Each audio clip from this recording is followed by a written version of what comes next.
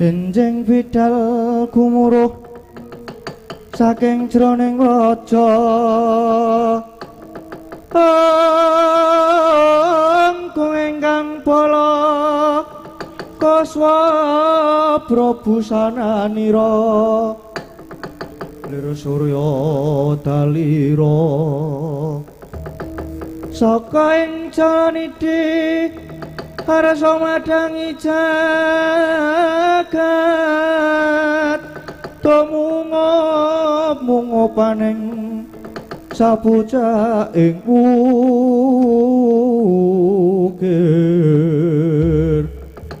marabak bang sumerat keneng soroting surya mega lan gunung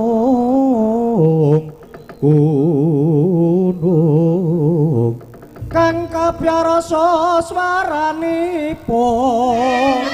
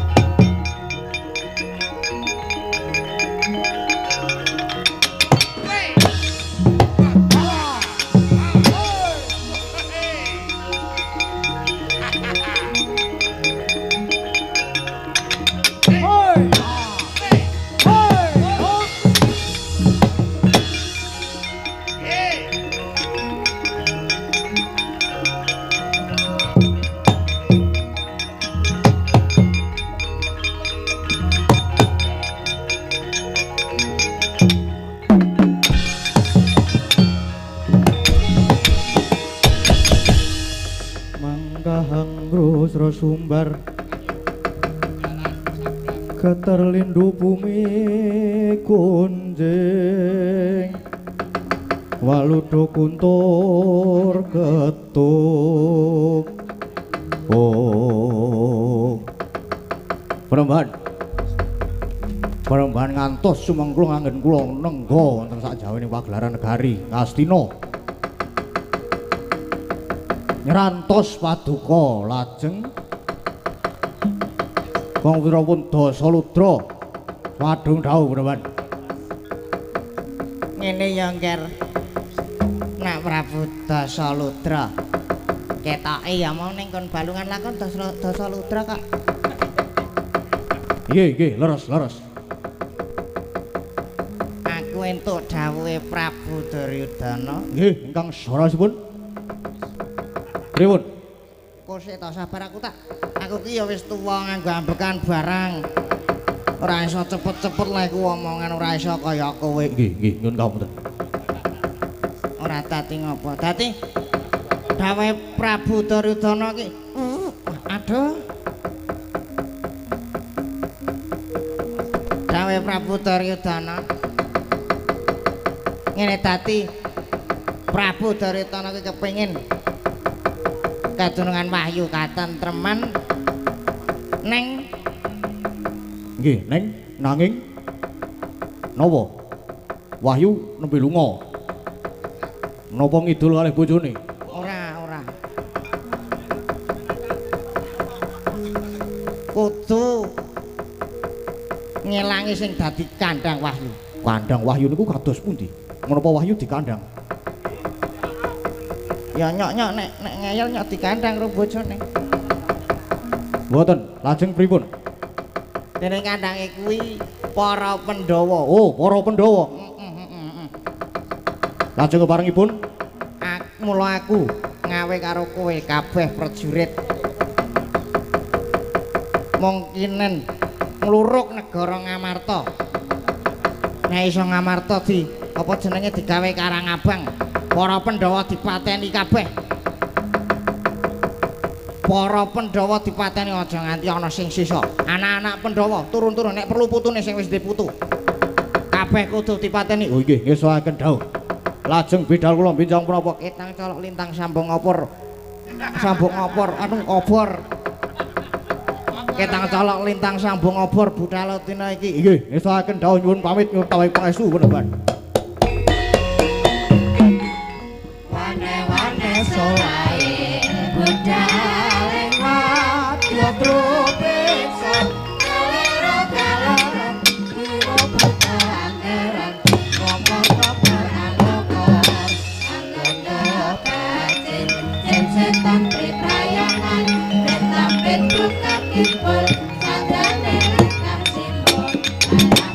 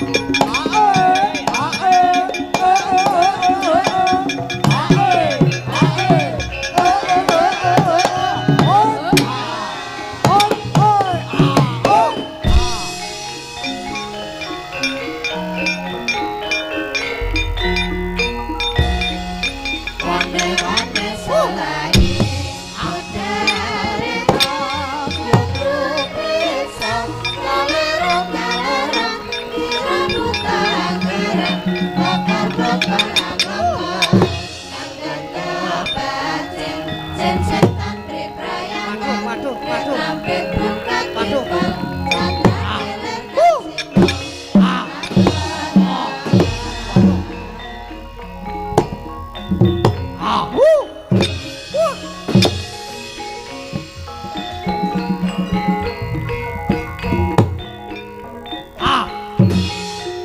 Ambo wis.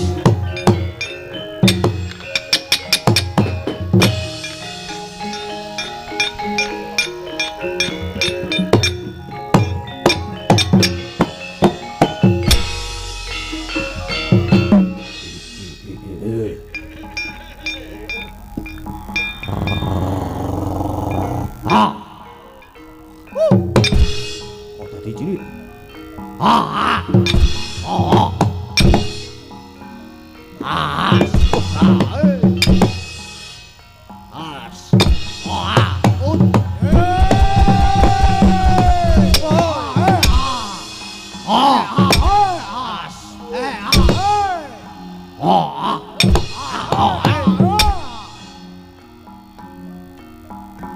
Sik.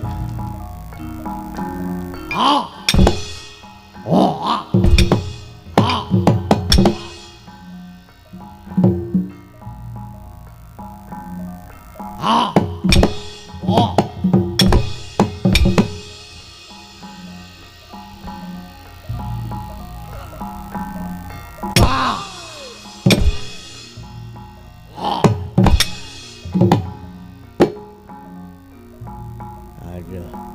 Ya.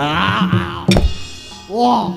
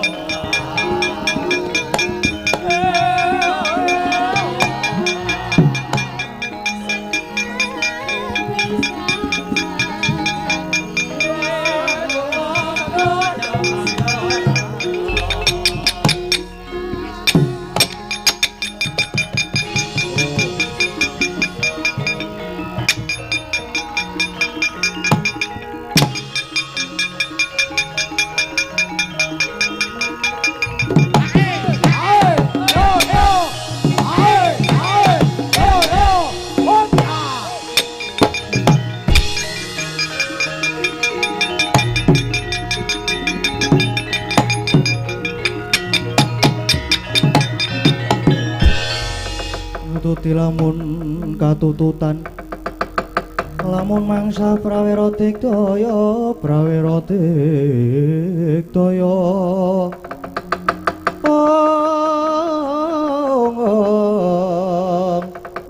Narangkono magawe klarira wang oh adalah lagi aku tekan tapel atas negara Ngamarta kedadak ana satriya ingkang nyegat kelawan lakuku sak prajurit sak rombongan dicegat sawa aku ya lagi ngrondani negara Ngamarta lah kok rantak-rantak barisane mbuh wis ka negara ngendi terus iki ya prajurite sapa aku ya ora ngerti kok iso tekan kene kowe yo aku diutus karo sesembahanku Kinen ngluruk negara Ngamarta dadi Ngamarta dadi Karangabang. Bakal mateni para Pandhawa sak anak-anake sak putune kabeh. Ngerti ya aku ki anak Pandhawa. Aku anake Bapa Werkudara. Loh, kowe kuwi isih getih Pandhawa? Ya isih anake kok. Walah, keparat. Ayo kowe gelem sumingkir apa ora? Nek ora gelem sumingkir, arep ngopo nek ora gelem sumingkir? Bakal tak tugel gulumu, tugeleng to nek iso. Kowe barang gelem lunga apa ora? Gelem bali nang negaramu apa ora? Ora gelem bali tak tendhiang aja. Apa jenenge? Duh lali to ngonten. Apa jenenge? Apa? Tak tendang ora mencelat tigamu. Aja diundang Antasena babu arep ngopo kowe? Ora minggat saka ngarep aku tebak dadamu kene marganing patimu sing olehno prating lalis. Mbuh sapa mau jenengmu guru kenalan.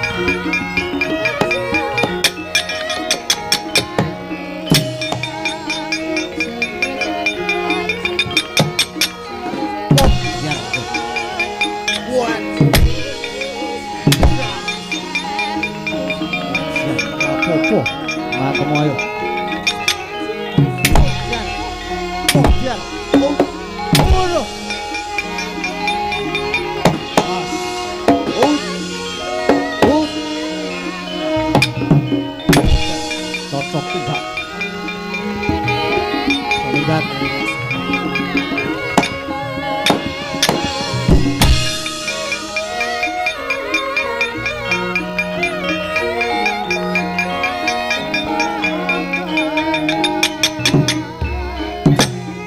Lali.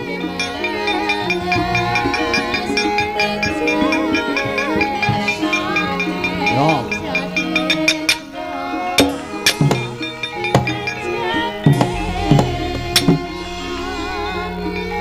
Joy doy.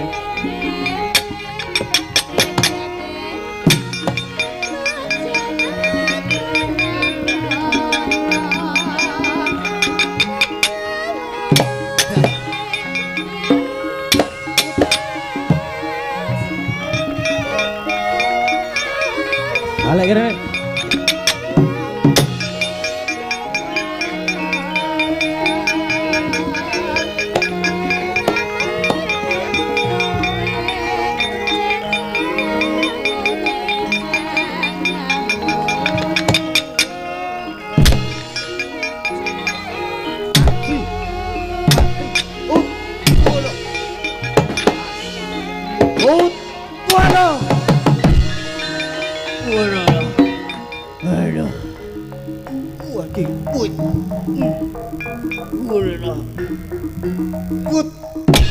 Wah.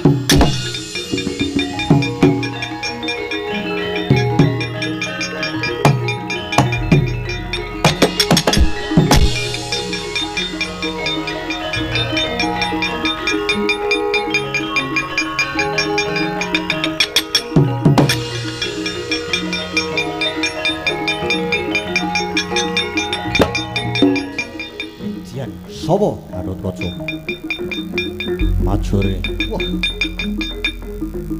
diar waduh waduh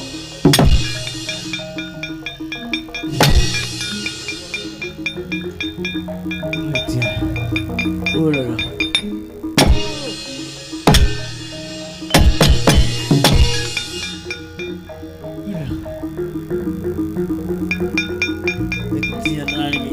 wah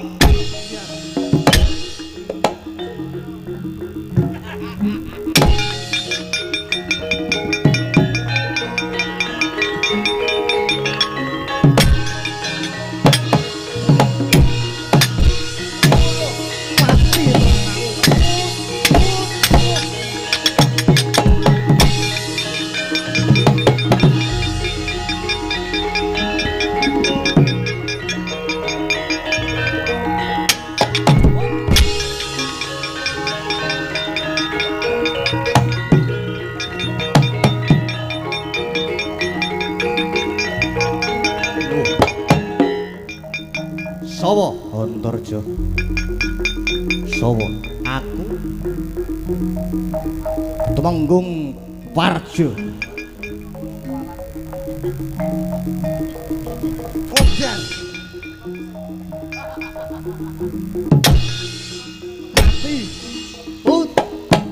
Waduh.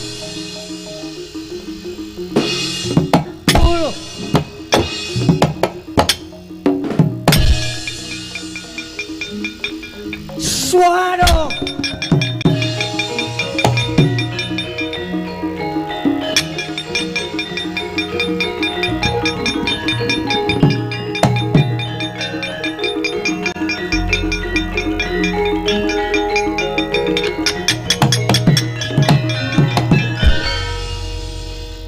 Ora iki wadyabalaku kok ora ana sing mundur.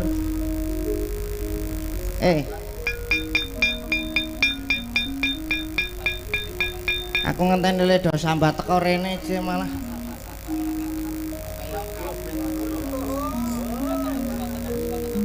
Waduh, pecah belum bener. Waduh, kok suwe banget berangkang. Ana mundur wae ngono ora ana gunane ngetapke kowe iki. Iya ngapunten.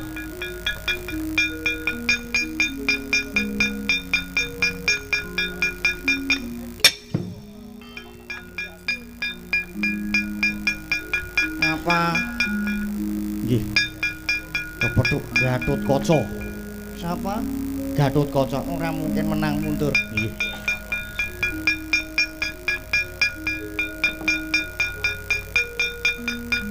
Ngapa kuwi raine kok nglonyok kuwi? Ah, ya aku takon barang. Ngapa le mamang kaya ngono kuwi ngapa? Wah, lah aku. Wah. Ayo muter wae kana.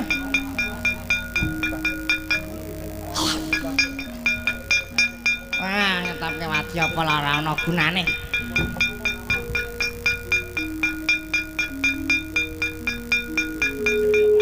Si ana sing iso dintelke apa ora kene? Maju rene.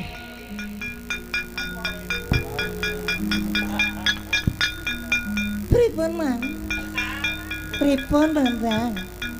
Ora kowe iki wadya apa sing ngendi? Nggih, dipun pangaken kemawon kula menika saking Parangkusumo. Sing ngendi? Parangkusumo. Sing kana. Iya. Wis ora usah aku ora perlu kowe kono mundur wae wis aku ora arep ndakel. Nggih, pun. Nggih, pun, ngatur nggih, pun. Sengit aku. Ora ana gunane. Cupuku mung tak seleh ngeti ya. Wah, iki apa?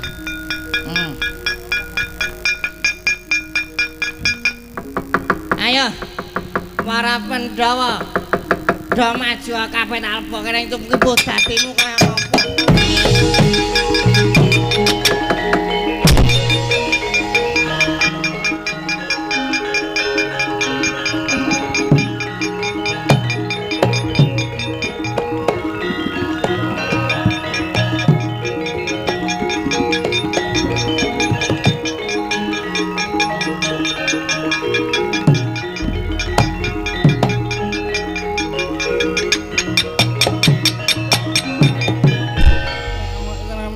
Jaya merata imbanyen pada-pada. Iki sapa iki?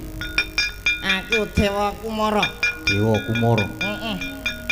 Ayo kowe sapa? Antarja. Wah, edan.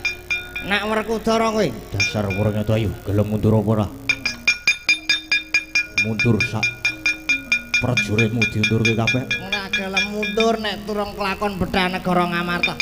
Nek durung gawa kabeh sirahe Pandhawa 5 durung ora bakal mundur sejangkah. Yen pancen ngono kowe wani karo Antarja. Apamu sing tau dene nyocupu tampanono.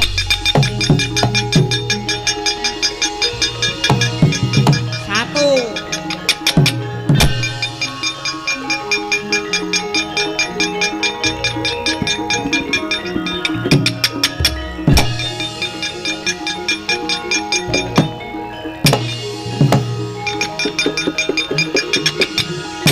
Dua.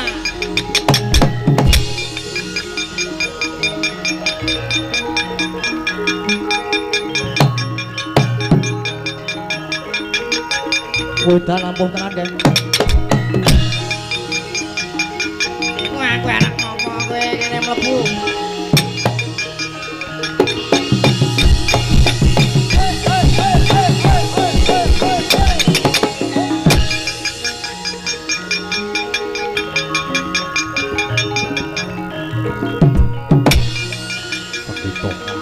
Tapi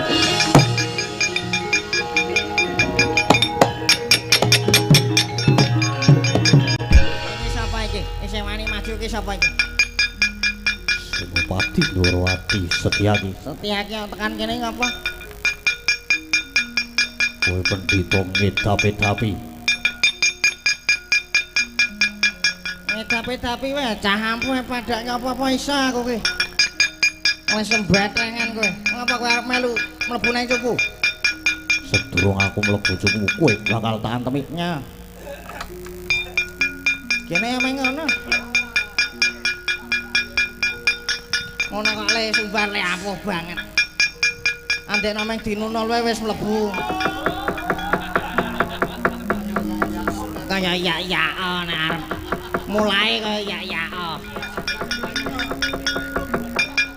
Kene meng di ngono wis matruk.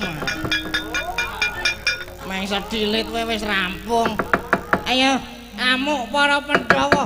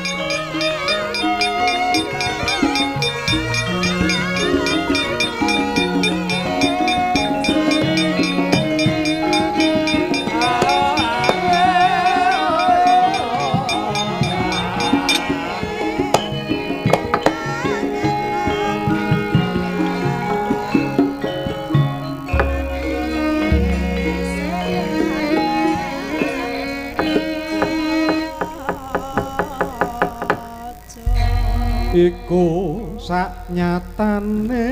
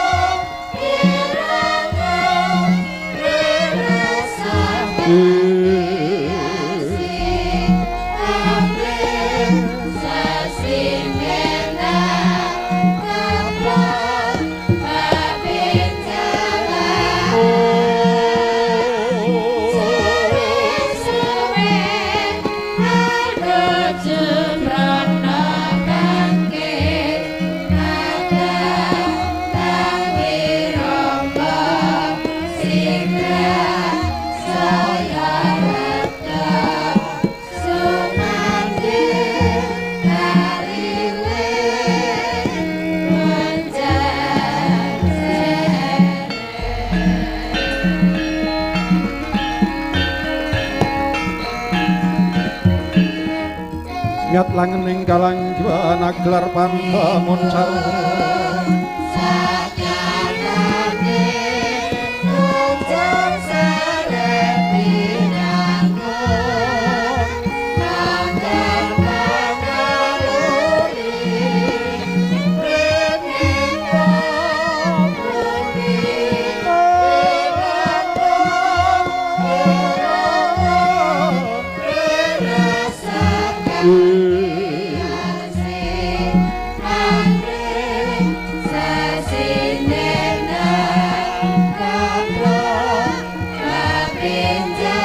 lir kegonang surem sorote padang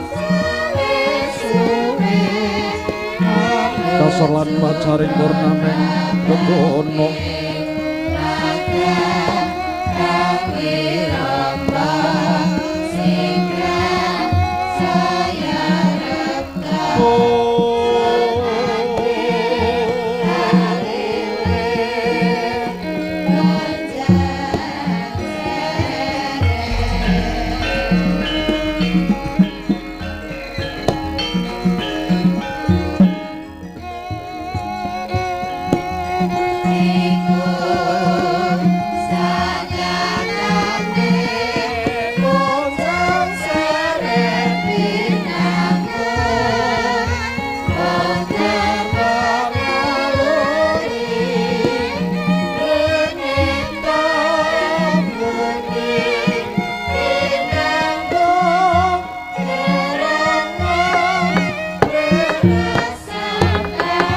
madyaning Purayagung negari Ngamarta nalika semanten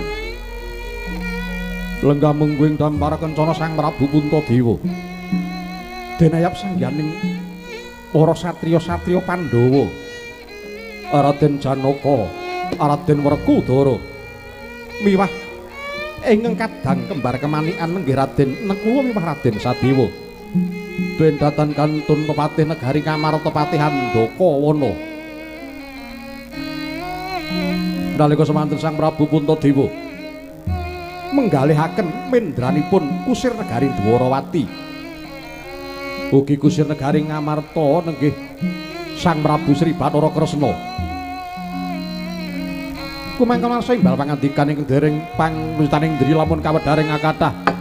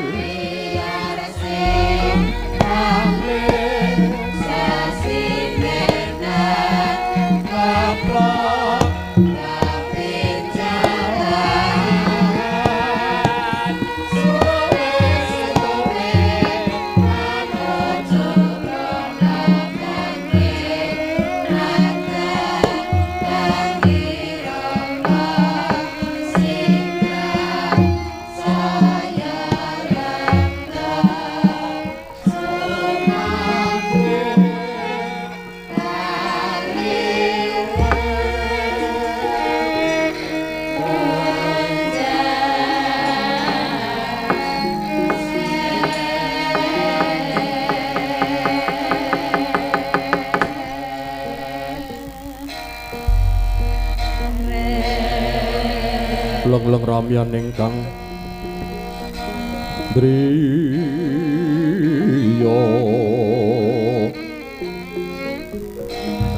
Liriwang Candra katawengan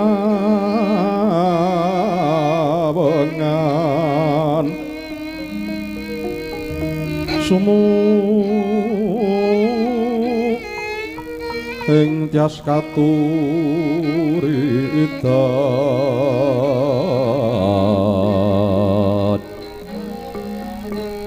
limut kabiataning rujit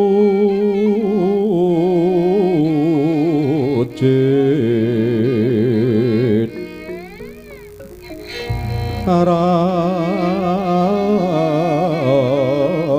remengdri yama nawu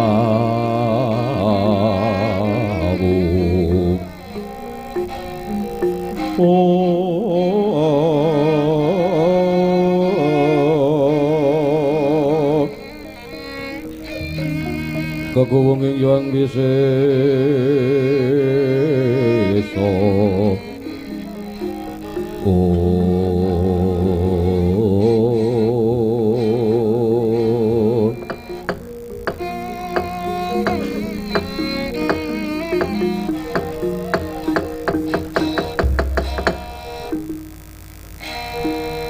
Iwangsut memangadilin wit ana sasmitaning sun wayah Bathara Jagat mengko dhisik adi-adiku para Pandhawa Werkudara Janaka sartaning Dimas kembar padha bagya sapraptamu marak ana ing ngarsaning sun Werkudara Janaka sartaning kembar Dimas Nangkula sartaning Dimas Sadewa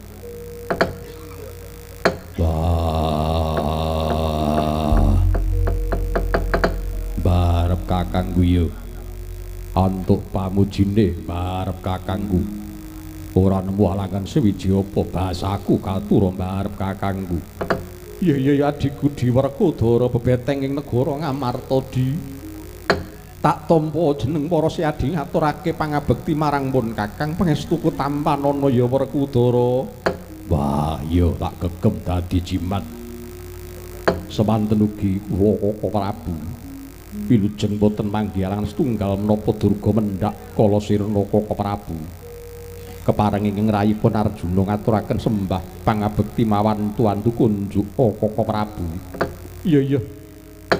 Janaka wis tak tampa pangestunipun Kakang Tampanana Yadi. Inggih saged anggen kawula mundi Kaka Prabu.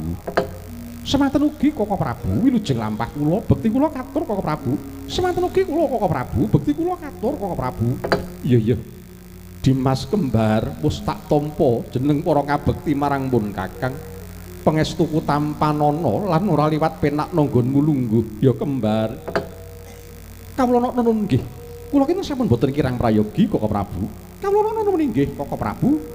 Kula kinten sampun boten kirang prayogi Kaka Prabu.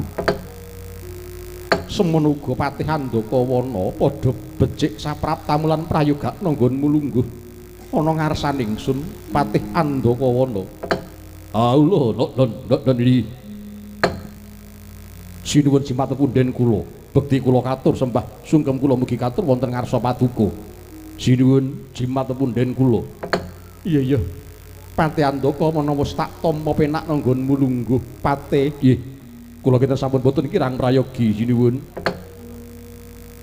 Adiku di Werkudara lan Janaka yektine ngrikalengganipun Kakang nimbali marang kowe kabeh mlumpuk ana ing Praja Ngamarta. Sebab apa di? Iya sebab Pandhawa iku bebasan ndok sak petarangan.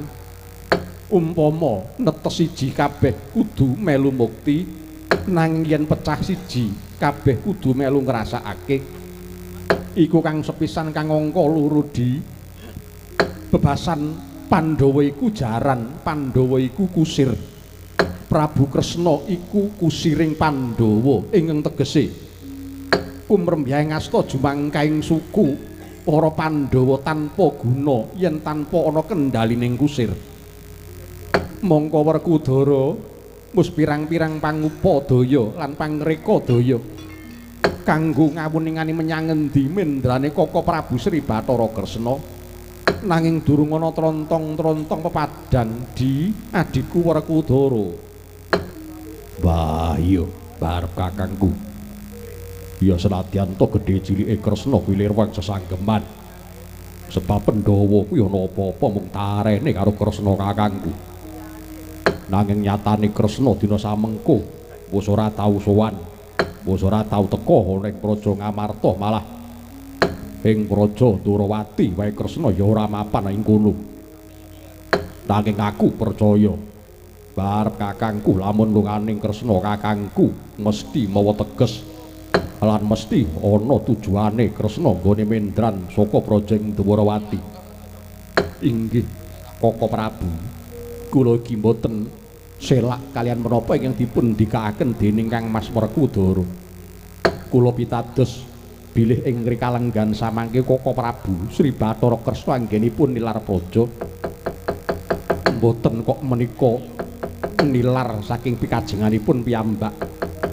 Nanging mestenipun Koko Prabu Sri Bathara Kresna anggenipun nilar praja mesti mawa teges.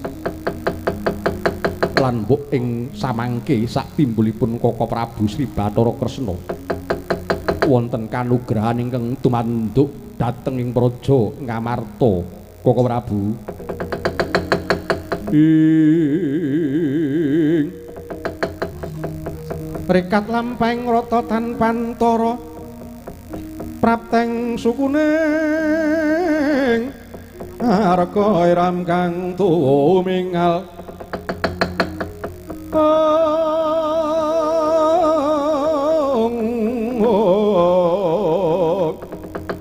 iram kang tumingal dendeng saengga praja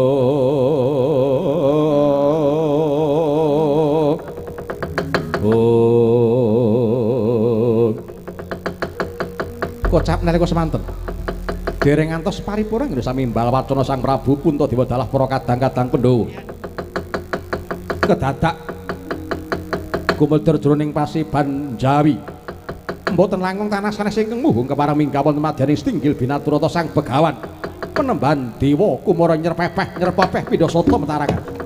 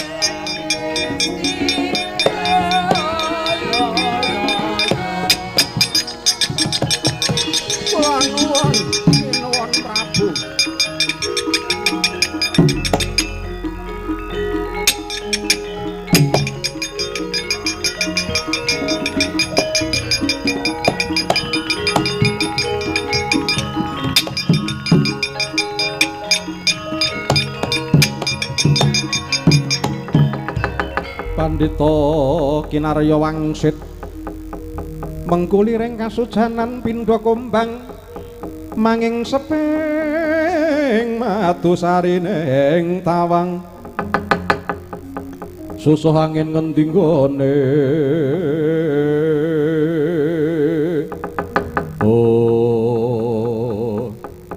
nun amit pasang kaliman tabit nebena ing ila dini dumawaing tawang towang sinuwun nderek nepangaken tuwin nyuwun pangapunten menawi kula lanyo-lanyo kepareng wantun minggah madyaning Stinggil Binaturata. Inggih penemban nitik sandang tuwin panganggo panjenengan menika wujuding pandhita tuwin brahmana. Inggih lakar kaleresan mekaten sinuwun lajeng darbi pikajengan menapa sang panemban. Inggih nderek nepangaken nami kula penemban Dewa Kumara sinuwun. Bilih sowan kula menika mundi dawuhipun para Jawata ingkang karya jagat. Dinten samangke kula dipun dawuhi supados kangge hanyuak dumadining dardaing jagat ing dipun sebat perang Barata Yuda Jaya Binangun. Inggih menika perang gegempuran antawisipun Pandhawa kaliyan Kurawa.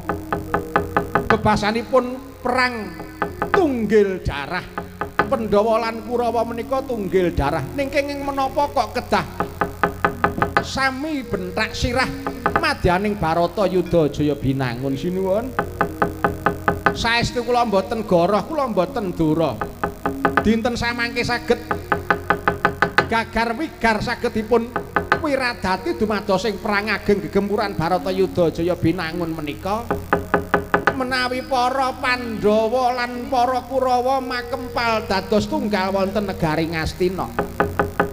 Pramila sinuwun supados kangge anyirep mendung peteng supados sampun ngantos dados jawah deres teman dadosaken banjir getih. Kula suwun para Pandhawa dinten samangke tata-tata siaga tumunten bidal dhateng negari Ngastina sinuwun. Mangancur lakune angin gugurang graning arga Gura-gurnita kagiri-kiri horeg bumi kang prakempa.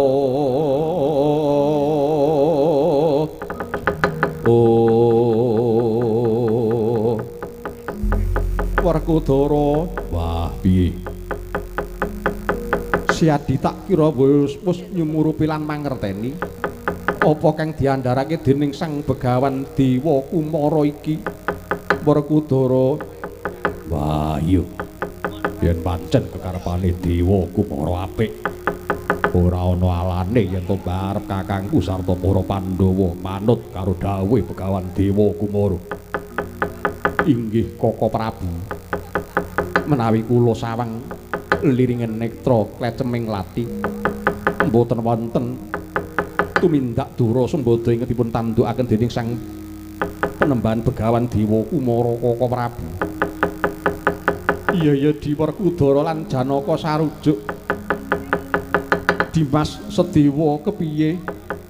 Jeneng para sarujuk apa ora Dimas Sedewa? Mangke rumiyin Kaka Prabu kula ing badhe nanduki dhateng Sang Begawan Dewa Kumara menika Kaka Prabu.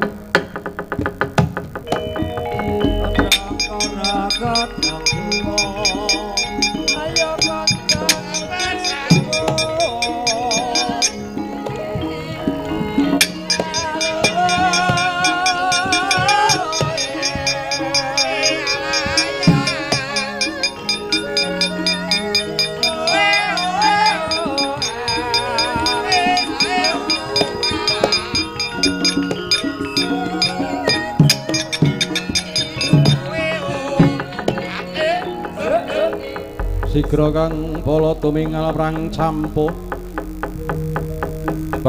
samya ngetalilir sadhek weleting gata danyanggung manguncang nidi. Oh nun sewu menika sinten? Iya Penembahan ditepungake wae. Aku salah sawijining saka Pandhawa. Aku ragil Pandhawa jenengku Raden Sedewa. Oh, menika to. Inggih Raden. Kados pundi kepareng majeng lenggahipun Raden Sedewa? Penembahan. Tak rungokake gunemu saka ngarep nuwun sewu lho yen aku nungkak krama. Inggih mboten dados menapa Raden. Tak rungokke gunemu saka ngarep mau apik lan cocok karo batin-atin Sedewa. Nanging bareng Sedewa krungu lamun to Penembahan Begawan Dewa Kumara bakal manunggalake Pandhawa lan Kurawa kinarya sarana nuwak jangkaning jagat kang sinebut perang Barata Yuda Jaya Binangun. Nuwun sewu Penembahan. Aku rada ora sarujuk nuwun sewu lho. Penemu kuwi dipikolehake sapa wae duwe penemu nanging perkara jangkaning jagat sing disebut perang Barata Yuda Jaya Binangun mau bebasaning Pandhawa lan Kurawa kuwi durung lair. Perang gegempuran Barata Yuda Jaya Binangun kuwi mau wis digadhang, wis ditulis karo Dewa. Lah umpama dina samengko Penembahan Dewa Kumara kuwi bakal murungake perang Bratayuda Jaya Binangun Nuwun Sewu. Apa kekuatanmu kuwi kira-kira iso ngungkuli kekuataning dewa-dewa Suralaya? Apa sekiranya Penembahan Begawan Dewa Kumara kuwi luwih sekti, luwih titis, luwih ampuh tinimbang jagat saisine timbang dewa-dewa kang mapan ning Suralaya? Mban. Sing jenenge perang Bratayuda Jaya Binangun iki mau perang kang bebasane. Sing sapa nyilih kudu mbalekake, sing utang kudu nyaur, sing gawe kudu nganggo. Bratayuda Jaya Binangun iki mau perang timbuling kabecikan sirnane ngangkara murka Penembahan. Lah nek nganti perang Bratayuda Binangun iki mau ora nganti kelakon, tegese Penembahan Dewa Kumara bakal ngombyongi lan nyubur ngerabuk tindak angkara murka Budi Candala Penembahan.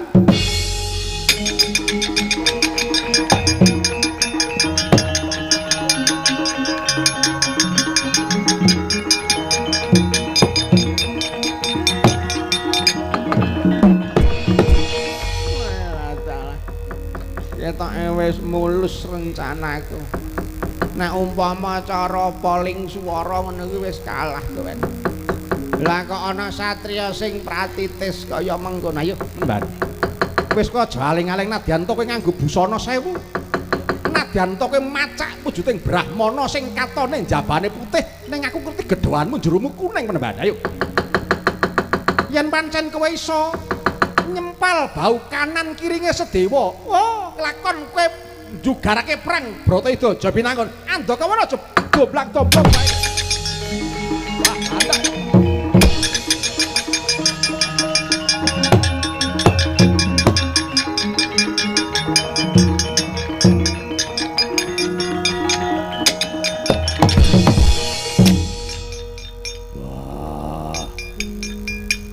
Lanang kok cerewet kaya wong wedok. Kula menika namung ngimutaken Kang Mas, ngimutaken. Sapa sing ngemut? Ngimutaken nika ngelingaken. Ya ini kok ngemut apa lah. Mboten ngimutaken. Sebab nuwun sewu kok Prabu. Iya Dimas Sedewa kepiye? Pangandikanipun Begawan Dewa Kumara menika sampun mawi sihir nuwun sewu. Sampun mawi daya wisa utawi wonten gendamipun. Gendam apa? Inggih sampun wonten daya kegiatanipun ingkang dadosaken Kang Mas Werkudara, Koko Prabu Puntadewa, Kang Mas Janaka menika kandidene kenging hipnotis ngaten.